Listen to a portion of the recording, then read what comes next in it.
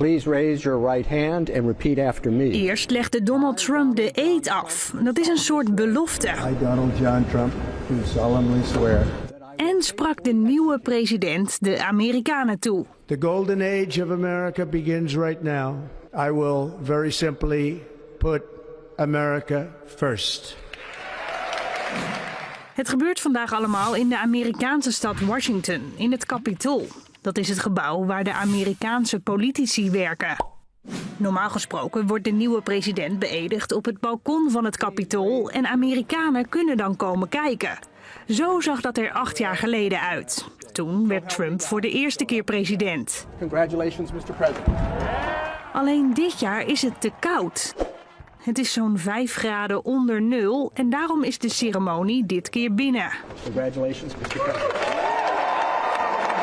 Buiten bij het Capitool is het nu dus een stuk rustiger, maar het is wel druk bij het stadion in de buurt. Hier kunnen 20.000 mensen vanaf een groot scherm naar de ceremonie komen kijken. It's freezing, but we're here, we're happy, we're blessed to see Trump get inaugurated. Kind of disappointed that we don't get to see him outside, but I'm still thrilled that he's getting signed, so it doesn't matter. Well, we're happy wherever it is, as long as we get to be a part of it. You think you're going to make it? I think we're definitely going to make it. Thank you. En in Washington is verslaggever Marieke de Vries. Marieke, jij staat buiten bij dat stadion waar mensen het volgden. Hoe is de sfeer daar? Nou ja, eigenlijk wel goed. Ook al sta ik hier een beetje met de ongelukkigen die het niet gelukt is om binnen te komen in het stadion. Zij moesten op straat blijven en hebben op hun telefoontje gekeken naar de toespraak van hun nieuwe president. Maar ze zijn toch over het algemeen heel vrolijk. Ze vieren het als een feestje dat Donald Trump nu weer president is. Oké, en zijn er ook kinderen bij?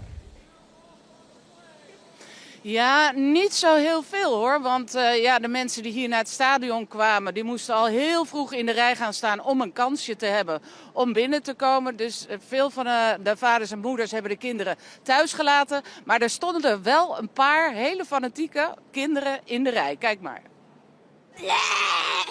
I woke up at 4 just to get here. What are you looking forward to?